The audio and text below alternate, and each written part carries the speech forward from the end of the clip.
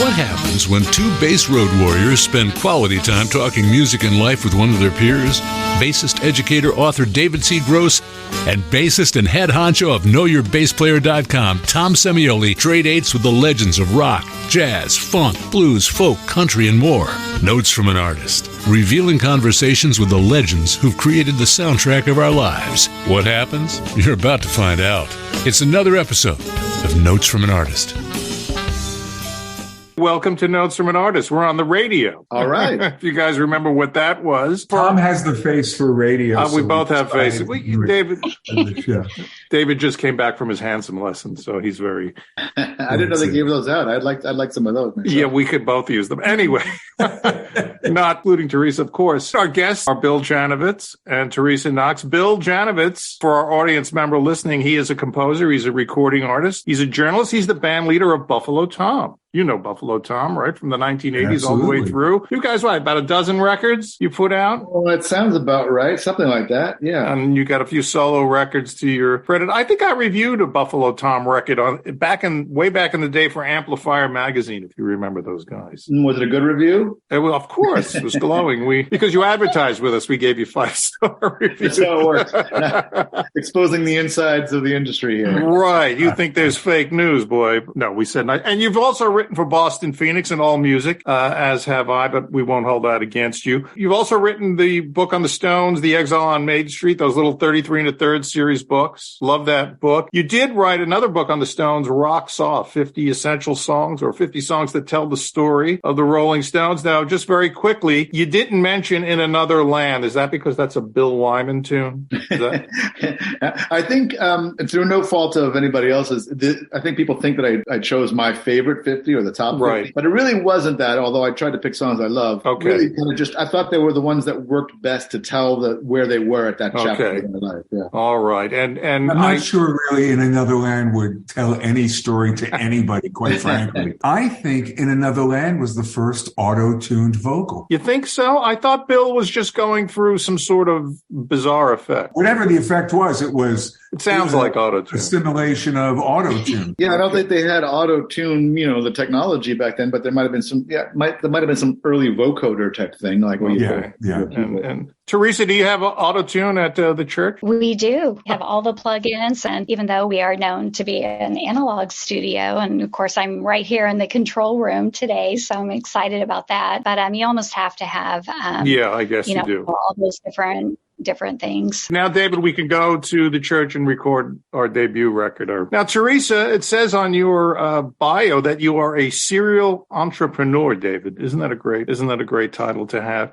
And you are a Tulsa native. You're a Tulsa native. You're an Okie. You went to Oral Roberts University. Let me ask you, Tulsa, the city, in New York City, I guess, and Bill, you could opine on this. Our patron rock and roll saints are obviously the Ramones, Lou Reed, Patti Smith. Does Leon Russell have that reverence in Tulsa? He does. Leon is so popular here.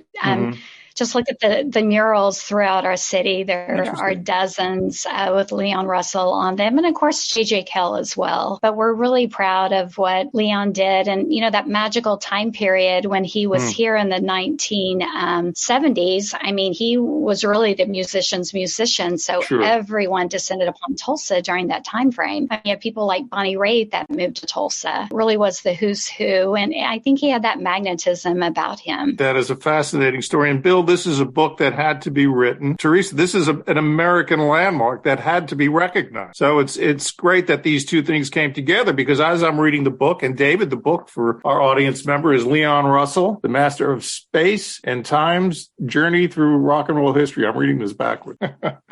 I was thrilled to learn that the church existed. What inspired you to write this book? Now, we're all the same age. You must have remembered Leon Russell the first time around. Yeah, sort of. My entry to Leon Russell was the Mad Dogs and Englishmen record when I was about 12 or 13 years old. I was the oldest of 5, so I didn't have the benefit, and my parents were not hip, but they had some good records, but they were not hippies, Elvis Presley was as edgy as they got. Bill, parents aren't supposed to like rock and roll. That's the way we grew up. Well, we were sort of borderline. My parents were born the same year as Leon Russell. So, okay. 42. Formed a band at age 12 or 13. And this bass player in my band, who also was the oldest, he had really eclectic taste. And he had, among other like Fusion and Zappa and Allman Brothers and Dead records, he had Mad Dogs and Englishmen somehow. It was one of those keys to the universe type records. It is everything I loved about rock and roll and sort of still do. So if you've got Exile on Main Street, my first book I wrote, it's all about that gospel piano kind of influence on the Stones. And it really came from Leon and his helm as sort of one of the keystone guys in Delaney and Bonnie and Friends, Mad Dogs and Englishmen, onto Concerts for Bangladesh and all his solo stuff.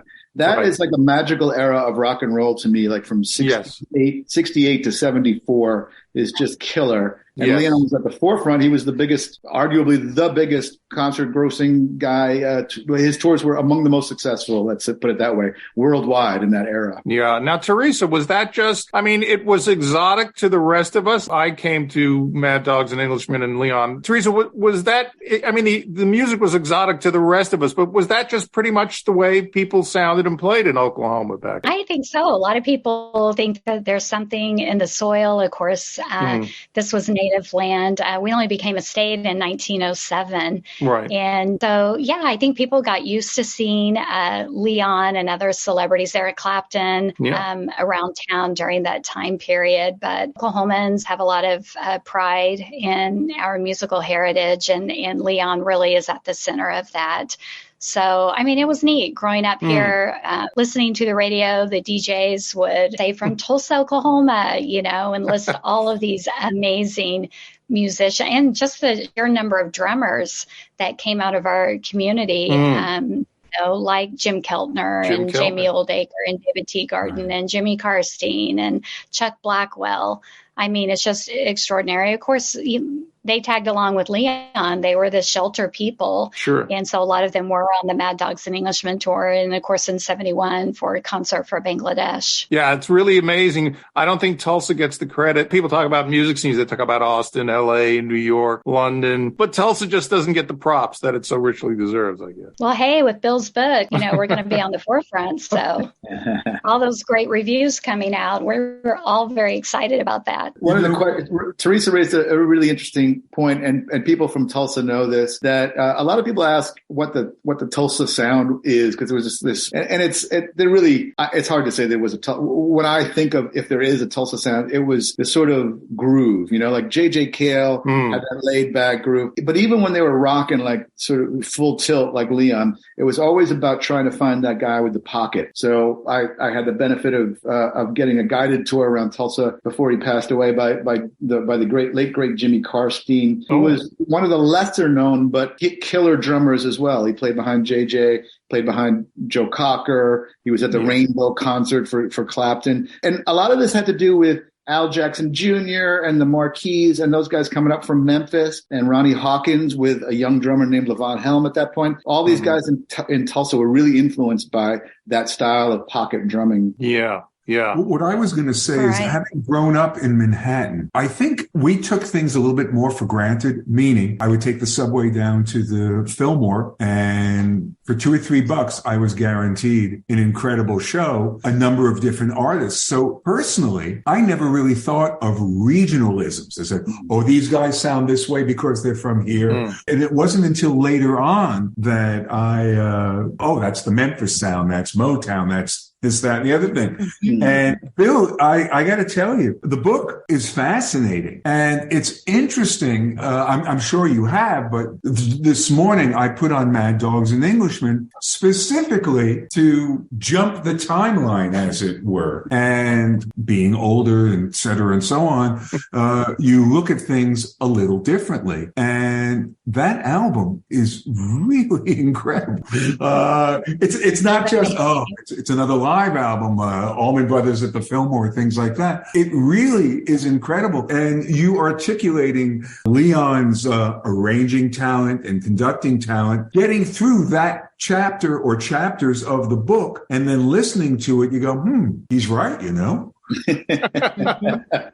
Well, when you have Herb Alpert, and as I was fortunate among my many interviews to have, talking about like how Leon opened his eyes to rock and roll. Like he was kind of like a dyed-in-the-wool jazzer and sort of bossa nova dude and great stuff. But he's like, he went in there with his eyes closed and could feel that room when they were rehearsing at A&M's on the A&M lot levitating. Wow. And he opened it up, and there was this group of of slovenly hippies, basically. And here's Herb Alpert in his probably in his nice tailored shirt and everything. And he's like, yeah. Well, it's interesting you brought that up, because think about A&M from the beginning: Spooky Tooth, Humble Pie, Fairport Convention. I mean, these were not your standard, until obviously Live at the Fillmore, bands. They weren't your normal fare.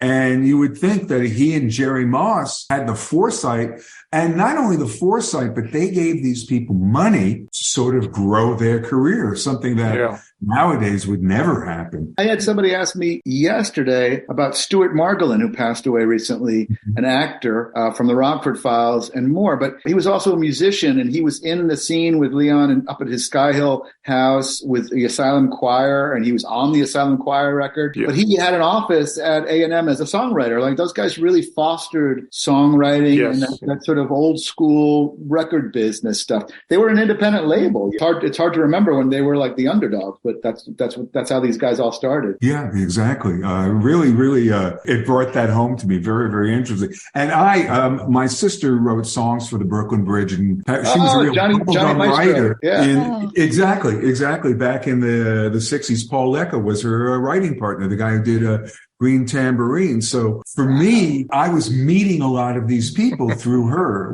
before I could actually play. It's very interesting. And for me, I think that so far the relation for me, Leon Russell was in Paul Revere in the Raiders. I mean, how much more bizarre could it be, right? Yeah, he was there Mark Lindsay attributes his coming out of his shell to Leon Russell, because Leon had seen it with Jerry Lee Lewis. Yes, right. You got to take the audience by the throat, basically. Yeah. And from that point on, Mark Lindsay was going around with a long mic cable to go out into the stage, into the audience. Yeah, and funny, David and I had a show called the Bass Guitar Channel. I have a website and a film series, Know Your Bass Player. And whenever we discuss Carl Radle, my goodness, the feedback that we get, another Oklahoman, and we've talked with people like Neil Jason, we've had on the show, we've had Rudy Sarzo, we've had Phil Spalding, Dave Swift. Man, whenever we utter the name Carl Radle, everybody genuflects, and that's because of all those records. And he was such an integral part, and he pretty much was the only bass player, other than when Leon used, I think, David Hood when he was once in a while, and pretty much Carl played on all those great records. And again, he's part of the Tulsa Tops there. Yeah, Teresa, go ahead. As a Tulsa person. Oh no, definitely. Yeah, he was so nice and so well respected, and of course when those what we call shelter people that were with Leon went on to this additional superstardom with Eric Clapton. Just a brutal lifestyle for them. So really sad situation to lose them to heroin and other addictions. It's just and Jesse Davis. Sure. Yes. Another OP. It's kind of heartbreaking. And I love being a recording studio now. We have so many bands that are coming here recording with us, and we're getting smoothies for them and wheatgrass shots. And it's like, wow, I love to see this, because they're going to age a lot better. And you look at Tom Petty and others, there's so much more music left in them. Sure. Of course, we're so proud of the fact that Tom, got his start here in Tulsa with Denny, Cordell, and Leon. Right, that's right. Yes. But it's so sad to have them gone. But Carl, I've interviewed. I didn't know him personally, but I've interviewed so many people, and just everyone adored him, and just what a genuine, nice, amazing guy he was. Yes, true. I interviewed Claudia Lanier shortly after 20 Feet from Star. Yes, I've seen on the Church Channel, which we're going to get to. Mm-hmm. And I also spoke with Rita Coolidge. Would you be technically the church lady? Is that? I know. I got to get Dana Carvey in here. Yes, I've been called the church lady, but that's good. So I'll take it. Speaking of the church, so I'm reading this book, right? I'm reading Bill's book, and I'm like, wow, I wonder what the church looked like. I wonder whatever happened to it. Let me look it up on Google, David, because that's where everything's on Google, right? And then I'm like, oh my God, the church exists.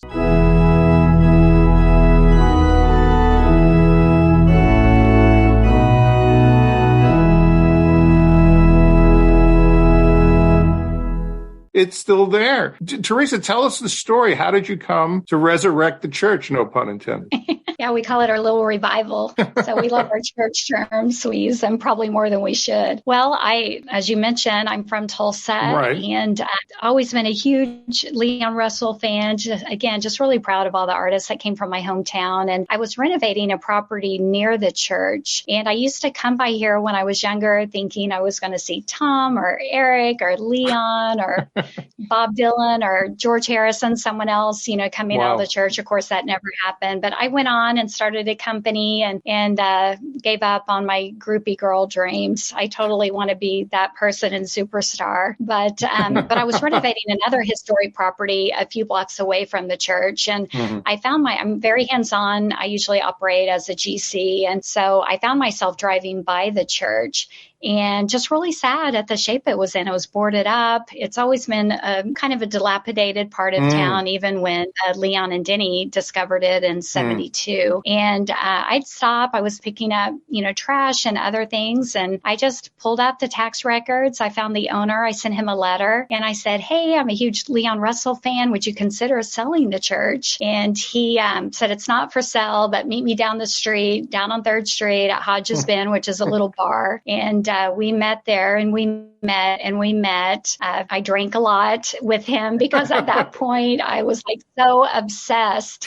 And I've been collecting Leon memorabilia since I was about 8 years old. Wow. So I had a significant collection of shelter records and Leon Russell memorabilia. And I just thought, I got to buy this. It's going to be just this really killer girl cave type thing. And anyway, we finally came to an agreement. He wouldn't show it to me. I went down to the abstract company and the title company. We closed. And after I owned the property is when I walked in the doors for the first time. Wow. And so that's how I acquired it. I had kind of shock when I saw it. It was in really, really, really bad shape. And after a day, I sketched a logo, which is on my shirt. There it is. I got to get one of those. Logo, and got all the social handles and just started working on its digital footprint and got it listed on the National Register. And then I started interviewing people because I wanted to get to the truth. There are a lot of stories out there about who recorded, who didn't, who walked through the doors. And so I've interviewed over 300 people, and it's been really fascinating. I thought I knew everything about Leon Russell, but I didn't. And of course, you get different stories,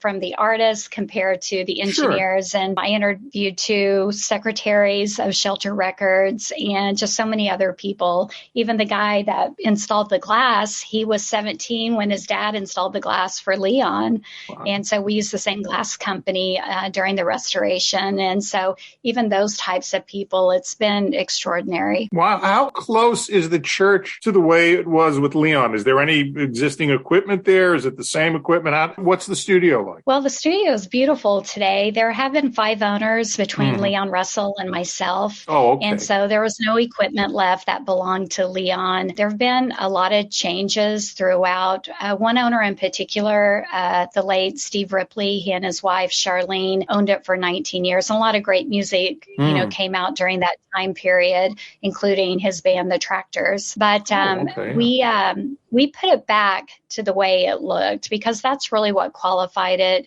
for being listed on the National Register of Historic Places. It was built in 1915, so it's 108 years old, but the period of significance is 1972 to 1976. And so that's really what we celebrate with the restoration. But yeah, we're recording, we're busy. We've been open for 12 months now, and it's been amazing because we are also a tourist attraction. Yeah, that's what I was going to say. Yeah, so much more than I ever imagined. Thousands and tens of thousands of people have walked through these doors the past year. It's been shocking for me, and I was really worried about it because I thought, what legitimate, serious musician will want to come in here if tours are going on? But ergonomically, we worked on the traffic flow, and we tell people, first and foremost, we're a recording studio. We're not RCA Studio B or even what they've done at Muscle Shoals or Motown. I mean, we are very, very serious about sound recording. Yeah. And now, Teresa, tell us, when did you find out about Bill's book? How did you guys communicate at all during the writing of the book? I'll speak to that because Teresa has been an amazing resource. Even before we connected, she was already doing the interview series. Right. So, yeah, they're fabulous on YouTube. Yeah. And those are even the people that I interviewed that overlap with that. It was extremely helpful for us. Sure. Some people she interviewed after, like Patrick Henderson or whoever. Mm. But I mean, there are certain people that passed away. And there are people that have subsequently passed away since I've interviewed them. No fewer than 6 people have passed away. So I think Teresa understands the importance of getting these people's voices. It's sort of an oral history project, and to get the people that were in the room when these things were happening or on the stage when these things were happening is an invaluable resource. So, but beyond that, I connected with Teresa. She was one of the first people I connected to, and she was so gracious with getting me everybody's contact information that she had, who I should reach out to, have I thought of so-and-so. And she was one of the great connectors. I think that's, it's like the Malcolm Gladwell connector, super connector person, I like the sound of that. Yeah. It's fascinating though that all these music. I have an 18-year-old daughter, so what she listens to isn't music. It's the same thing your parents said, by the way. Exactly, of course. Exactly. Well, we could get into a long discussion of timbre and how one chord fits all, and rhythm. But be that as it may, it's fascinating to find out that there are so many people wanting to see the history. It does the heart good to know that people are interested in going back to something like that. Yeah, it's really interesting how lots of young folk, but connect with that music. I'm like, gosh, should you guys have your own Leon Russell by now? How come you got to have my Leon Russell?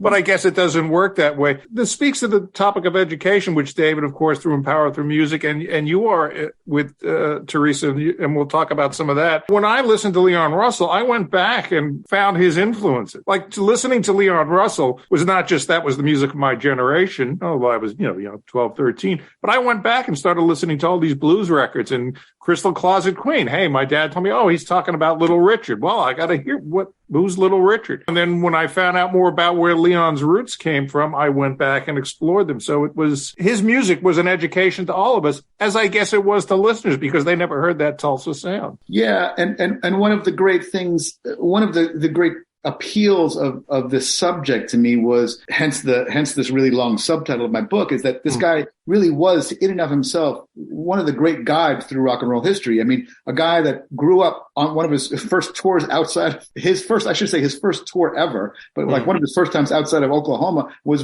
in a band with Jerry Lee Lewis, supporting Jerry Lee Lewis with the Starlighters, and to go from that all the way to playing till his death. I mean, he's really kind of encompasses the whole arc of rock and roll. Right. Point. Yeah, absolutely. And even if he didn't open his mouth and just played piano, there's so much there. There's a wealth of just the history of, you can go back to Boogie Woogie. I mean, there's so much there, gospel, etc. Yeah. The artists from Tulsa had to be really, really good, because you think about Route 66 cutting our city in half. And so if they were going to be able to fill in for these bands traveling through our city, I mean, they had to know what they were doing. And so Leon and all the other players here, they could play anything. I mean, that's all they did was practice. And that's what happened. Yeah. And there were a ton of nightclubs there. I mean, the Route 66 and the crossroads of America. I mean, Tulsa and Oklahoma, but specifically Tulsa, is an interesting little city because of where it sits geographically, but also culturally, and how those things too influence each other. So it's not quite a southern city, not a Midwestern city, not quite a Western city. It's sort of all of those things together. Right. And it's sort of like Memphis being a crossroads. It's its own little crossroads out to the west. And those guys had to play all kinds of music. Yeah. I mean, they were playing at supper clubs in the early evening, playing Errol Garner music, and then they were rocking it out later. Now, they had to play society dances, and then they had to they would go across the tracks to play the north side of town and play blues. So it was like they really got an education. Wow. Here's an interesting question that just popped into my head. Was it a dry state at any point? Was Oklahoma dry? Yes? Yeah, definitely. It was a dry state. When Leon started playing in the clubs here, it was a dry state. I think we're the last state to pass liquor by the drink law. Mm-hmm. Yeah, and that allowed all these young guys to be playing selling legally in clubs because they weren't legally selling alcohol, though they were. Right. Okay. That makes sense. They were certainly illegally selling it. There was bootlegging and a colorful history there. Yeah. Teresa, Bill, what in your research and writing this book, what surprised you about Leon that you didn't know before? I'm sure there are lots of things, but what were some of the things? I was surprised about the Lynn drum machine, that he worked with Lynn on the drum machine. I'll let Teresa answer that first. Oh, yeah, Roger's great. I was surprised he co-wrote Promises.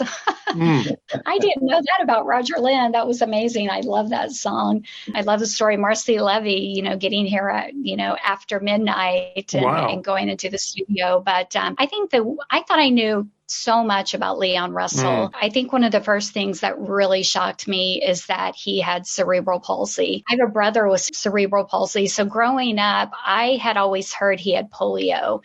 And of course, Leon always talked about a birth disability and that sort of thing. And so I was at a studio, Sunset Sound to be exact, in LA. And I was just touring and kind of looking around and just seeing how they do things. And the engineers and the employees were talking about that. It's amazing that Leon's done so well and he couldn't read music and he couldn't do this and that he didn't, someone it was even criticizing his piano playing style. And of course I got so offended. I was like, oh my gosh, he was classically trained by his mother, and because I have all of his piano recital brochures, and she invested so much time in him and have original song sheets of him writing the music, bringing in the orchestral parts and everything else. I mean, it was just extraordinary. But I think learning that he did have cerebral palsy, and I know, and I haven't had a chance to read Bill's book. I'm still waiting on a copy. But news to me. I got one. No, I know. We're going to have 100 copies here for our book signing.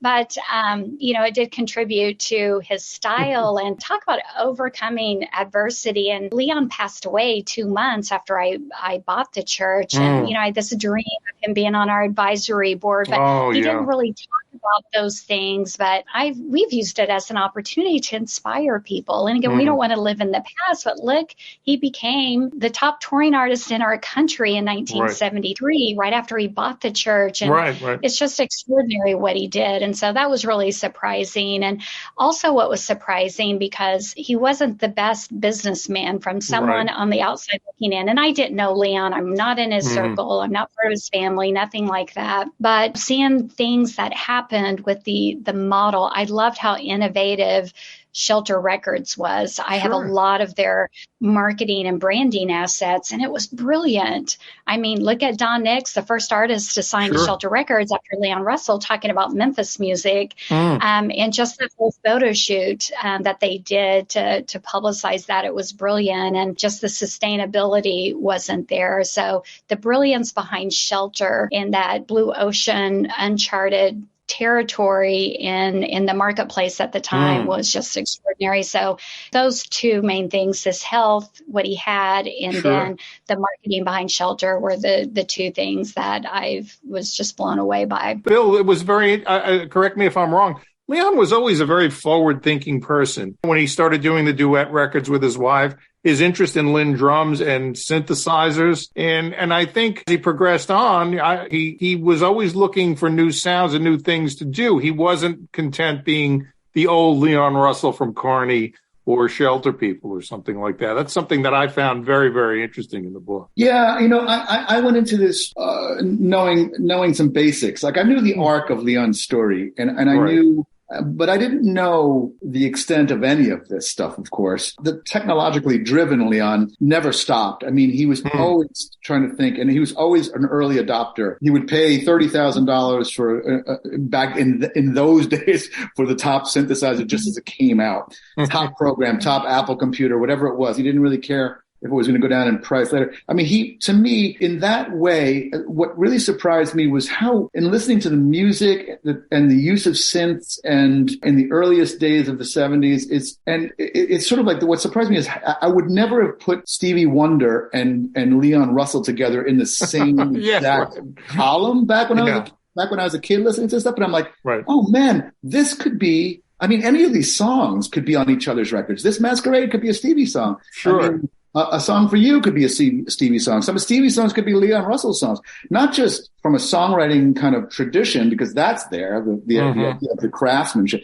but the use of the technology and where it sits even in the mix and stuff like that. So but Leon was the driving force behind Roger Lynn's, like Roger Lynn told me and for the book, he's like, I just had never thought, I had always thought of drum machines as this cheesy thing that you just kind of had to get around. But it was Leon who put this idea in my head of getting an actual drum sample in a programmable way to do this. And it's funny, I'm reading a book right now called Dilla Time, which is one of the most heralded rock biographies or music biographies this year. And it's about this hip hop producer, Jay Dilla. And it goes into the drum machine and it talks about Leon Russell. So, I mean, would you imagine reading a hip hop sort of history book in 2023 and having Leon Russell be sort of a pivotal figure in that? So, the technology is definitely part of it. Yes, it's a big part of it. Yeah. And it became sort of it went from being a kind of an inspirational thing for Leon to sort of in my estimation, and that of even the musicians who he played with later on, it became sort of not a crutch, because that's probably not the way to put it, but it's more like he walled himself off literally and sort of metaphorically from the audience using technology, and he became way less of that guy that used to be the rock and roll preacher. Right. And he became more of the guy behind this wall and bank of synths there for a while. He definitely came back out of his shell before he passed. But there were many years there where he was just sort of trying to do as much as possible with one keyboard and one computer. Yeah, that's true. It's almost like he's like almost like you talk Stevie Wonder. He's almost like a Miles Davis or a Robert Fripp or a David Bowie, always looking for something new with sounds, never content to be how they're typecast. Last time I saw Leon Russell was in that stage where he was using, this keyboard. I've never seen so many wires coming out of a keyboard. Yeah. And this was in the early 21st century. And I did get to meet him briefly and speak with him. And he was kind of in a daze. He was not in the best of health. As soon as I mentioned Claudia Lanier's name, he snapped through, because I was looking for her. Long story short, I received the 25th anniversary review copy of The Concert for Bangladesh. And if you remember George, when he forgets who Billy Preston is, and then he says, well, the singers, they're all from different parts of the world, give them a big hand. But on the remastered DVD, which you can actually, you can actually hear all the backing vocals, it says Claudia Lanier, Laurie McDonald, I think Don Nix, was there, Badfinger, whomever. So I went in pursuit of Claudia Lanier, and it was right around the time of the 20 Feet from Stardom thing. But when I asked Leon about Claudia, he snapped, Claudia, where's Claudia? I don't know where Claudia is. I think she's teaching. And then you say in the book, Leon's first remark to her when says he was a teacher, goes, you're an intellectual now. So kind of shows you with Leon Russell's sense of humor. He had a very dry sense of humor. Now, Bill, has your approach since doing the book changed in terms of being a musician? Anything? Well, you got to record at the church, right? You got to record. I do. Well, I have friends that just recorded there. The Mountain Goats just recorded there. And John Worster. Wow, they were so nice. Did they give you feedback? John Worster, the drummer, who's a funny guy. He's a comedian as well as one of the great drummers. He sent me a picture. He just sent me a picture of a bidet. I said, I know that bidet. That's Leon's bidet at the church. Wow, there we. But no, that's a good question, David. Bill, has that after you did the Leon book, does that approach you recording and writing and? No, I mean, I'm not overly set in my ways. I'm 56 now. My band is still definitely an ongoing concern. We were just in the studio ourselves recently up here in Boston. But no, I mean, if anything, it's just every book I do like this, or every time you study a certain musician, as you guys know, it definitely, it may not affect you directly, like how you practice your own thing, but it makes you aware of. For me, it was Leon as the arranger that was one of the big revelations as well in the book. Like I knew of his pedigree as a first call piano session man. Sure. I don't even think I knew that he was an arranger. Never mind the gobsmacking is the term I use for things like Gene Clark's Echoes or the Harper's Bazaar, an otherwise kind of cheesy cover of 59th Street Bridge Street song. What an amazing arrangement, though. And I talked to Randy Newman about it, and I talked to who did I talk to? Oh, anyway, the guys that were in the room at the same time were like, we couldn't believe what Lenny Waronker, who was producing the session. we couldn't believe, like, I would say Leon didn't want to do this. He wanted to go on to do his own artistry stuff, be a solo artist or do his own projects. But here, I'm like, come on, Leon, we could do something cool with this. So Leon comes back with like this pages of string arrangements. And they're like, oh no, I'm going to replace that with oboes. And all of a sudden he's doing like, or just a cover of this Paul Simon song that even Paul Simon himself kind of distances himself from. Well, it's interesting you bring that up because Tom and I just did a show on Burt Bacharach. When you're listening to Jimi Hendrix and things like that, you're not really spending much time listening to Burt Bacharach. However, when the Elvis Costello Burt Bacharach record came out, it amazed me how, wow, that's that same trumpet sound. That's the same this, that's the same that.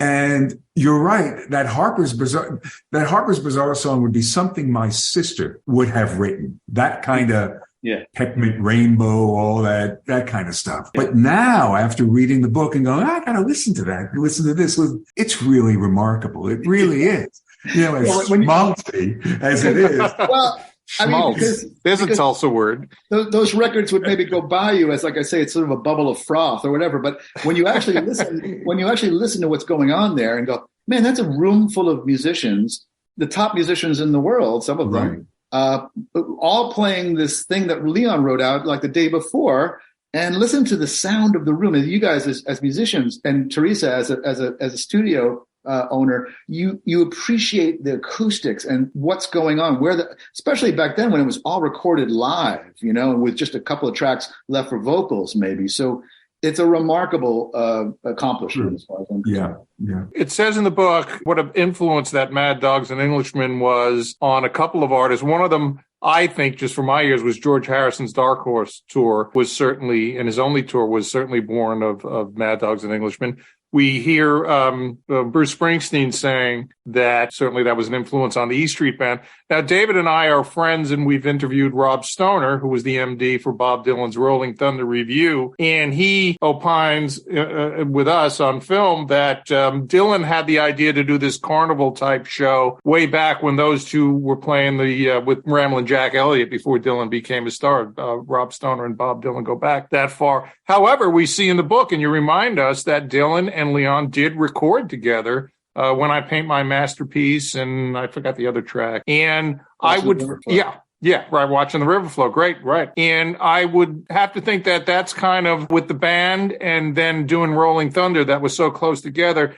that certainly Leon at least prodded him to finally do that. And it was more of it was more of a Mad Dogs than it was a carnival. Beyond that, Bob was rumored to be at the rehearsal for Mad Dogs and Englishmen at A&M, but he was certainly in at least one, but probably two. I shouldn't say but he was at two of the Fillmore. Well, yes. He was at the Fillmore show, one of the Fillmore nights for Mad Dogs, and he was up at the Port Chester night, I think. Right. Because people talk about Emily Smith, another local Tulsa legend. She spoke about Sweet Emily being at and they give a shout out to Dylan on the on the record. Yeah. Yeah. Okay. All right. Oh, I was just saying Don Nix definitely has some stories, 69, 70 with Dylan and Leon. Book signing. Yes, is April 15th. Or I'm so sorry. That's our Carney test. Okay. That's tax day. That's when you have to pay your taxes. I know. I was like, I'm so obsessed with April 15th. Okay. So March 18th, Bill's flying in. And so, so people are so excited about this. We have them kind of spread throughout the day, and it's going to be right here at the church studio. And so we'll have wine and beer and champagne, and people get to walk around and look at our exhibits and our archive. We'll have docents on standby to do tours, and and meet and greet with the great Bill Janovitz. It's going to be and you'll finally get a copy of your book. Yeah, if I see if you can finagle one. I'll finally get to try wine for the first time as well. So. There you go. It's a win-win. So and Bill, that'll be your first trip to the church, yes? No, In fact, I was there a year ago summer. Teresa was kind enough to give me a guided tour while it was nearing completion, but it wasn't yet open. Okay. Mm-hmm. And then, of course, we know, Leon, really, there is a second act in life, and that was so great for Elton to bring Leon back to prominence. I mean, he got him back on the map. He had a hit record with the Union, of course, and made all the rounds on the talk show. So it was kind of nice to see Leon take a victory lap in that sense. But again, he went off on his own. He didn't want to be the retro act that Elton and his manager want him to be. He still wanted to go out and be Leon Russell. Yeah. It's an interesting thing with older artists, especially somebody that's as forward thinking. I think of Leon. You mentioned Bowie. I mean, probably one of the most forward thinking artists of that era. But I mean, Mick Jagger. Mick Jagger never wants to look back in the rearview mirror either. Yeah. And it took them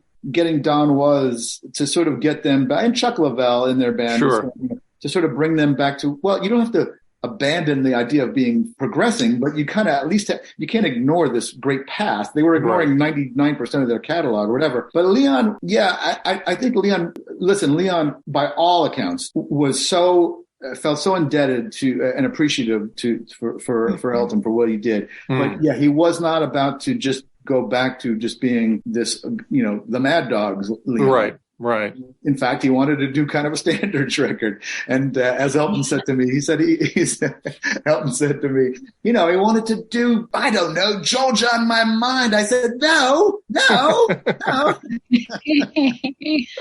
Yeah. Well, those are two guys that probably used to getting their way, right? Sir Elton and Leon, right? They're it's kind of interesting that they even collaborated because they're such strong-minded guys that followed their own muse. Artistically, aesthetically. I mean, Jackie Wessel, Leon's basically his stalwart for the back half of his life. He was bass player for the entire time from 1980 on, basically. Right. He said, he had never seen Leon supplicate himself, basically, or sort of to be so deferential to anybody as he was in those sessions for Elton. But I think Leon knew he needed a kick in the ass at that point, and Elton said he needed a kick in the ass. They both. As Elton says in that Cameron Crowe documentary, he's like, I hadn't had a hit record in a while. I wanted to sort of get back to my own. So did Bernie. Well, I think that's the lesson Elton got from Leon in the end. Again, the first lessons, of course, on how to play and how to take care of your throat. But also just follow your muse, do what you want. And that's what Leon did right to the end of his life. He was an iconoclast in that sense. That's right. All right, Teresa, what's next for the studio? What can we expect? What's happening? Well, we're just continuing what we're doing. We have a new staff. We have 3 full-time engineers and, again, working with record labels and our departments and our local musicians as well. So we're just going to keep that up. And we've gone all in on analog. And, of course, we have the latest and greatest in digital, but it's been really great working with young artists that are inspired by the past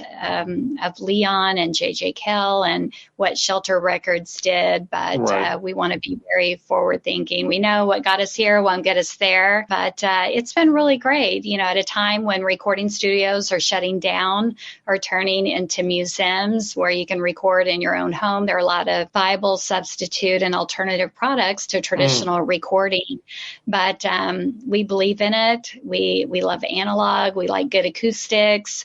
And so that's really the future. We want to be a great resource for musicians. Yeah. Tell me about the museum. I can't wait to see that part of the. Well, I mean, we're not like an accredited museum or anything like that. But when I got the church, I have about a 5,000 piece collection. And so we have rotating exhibits. We are working on a Beatles exhibit right now, Tom Petty, and another Tolson Roy Clark.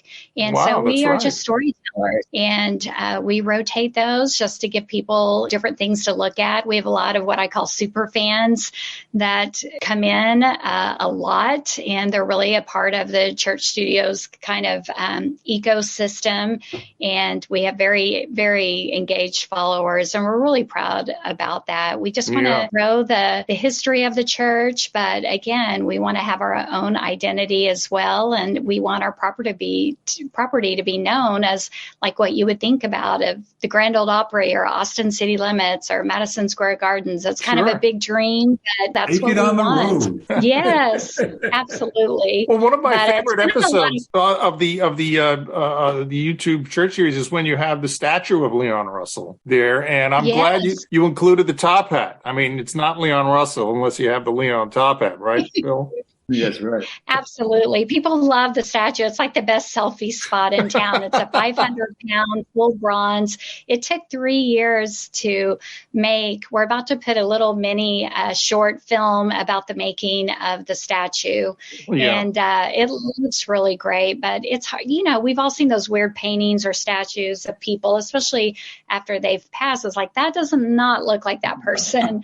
And so we had to get his lips just right and his stance. And I'm just so proud of how it turned out. Right. And Bill, what's next for you? You got to record at the church. I know that, right? Yeah. Right now we're just promoting the book. So one step at a time. The band's working on some new material. Okay. But I'm sort of, casting around for a new idea for a book. I mean, this was such a great opportunity. It's a great rare opportunity to write about a figure like this that hadn't really been comprehensively written about. And it's just a great opportunity. So I don't know. That's next for me, I suppose. Okay. All right. Well, job well done, Bill. Thank you so much. All right. Great to see you guys. Thanks for being on the show. One of the things I also noticed, David, while I was going through my old Leon Russell records is rock stars don't point like they used to. See, Bill, maybe you want to. David and I have we do live gigs together as bass duets and things. But see, bass players, we always have to keep our hands on our instrument. Yeah. See, but you as a guitar player, you actually can. I do. I can sustain it, and you can point. Neil Young I'll tell you a real funny story. So, about 25 years ago, I had just gotten off the road with a band, and a friend of mine who was Howard Stern's agent called me and says, VH1's looking for has-been rock stars to be VJs. You want to audition? I said, well, David, thank you very much.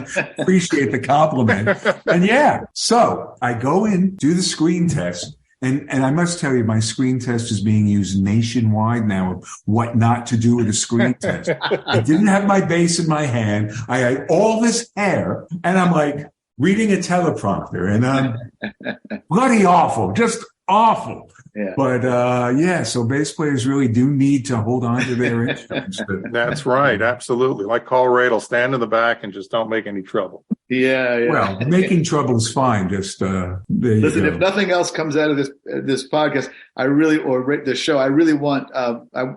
people to understand how great Carl Radel was and how important he was to not just Tulsa legacy. He was one of the great bass players, and in fact, he was recognized as such all the way through the 70s in the Playboy, bass. In the Playboy. Yeah. I did a couple of pieces for Huffington Post on bass players who belong in the Rock and Roll Hall of Fame. And of course, I included Carl Radel. And one of the reasons I did that was if you look at Eric Clapton's career, and even when you got to see Leon live, if the bass player doesn't appropriate Carl Radel's bass part, the song doesn't sound right. You can't play Bell Bottom Blues or Layla or any of those classics. Exactly. You got to play. So what I did for a great bass player friend of mine and a recording engineer himself is I sent him the Mad Dogs version of Delta Lady, and I said, just zone in on Carl for this part. And he's like, it's as if if Jamerson and McCartney got together and wrote a part together, this is what it would be like, Yes, yes. It's in the pocket. It's melodic. It's pumping. It's really the glue that holds that band together, which is a huge band. Do you think Eric would be open to doing an interview about Carl? I mean, Bobby Whitlock has done some on YouTube, if you watch Bobby Whitlock's channel. I got to say, Clapton was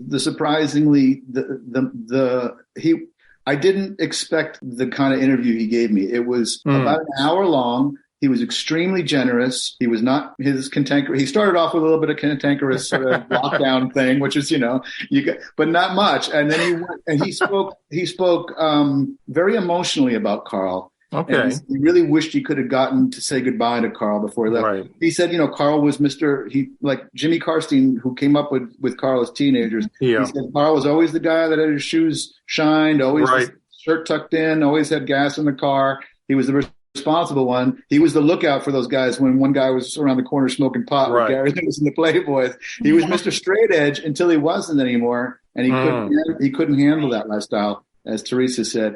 Right. But I think Eric, if you could get him, he would love to speak about Carl. I did speak to Rita about him when she was here in New York. This is going back maybe 5-6 years ago. I think she found him, if I'm not mistaken. I don't know what you said in the book. I don't remember when he passed, because she was doing sessions with Carl, I think, if I'm getting this correct.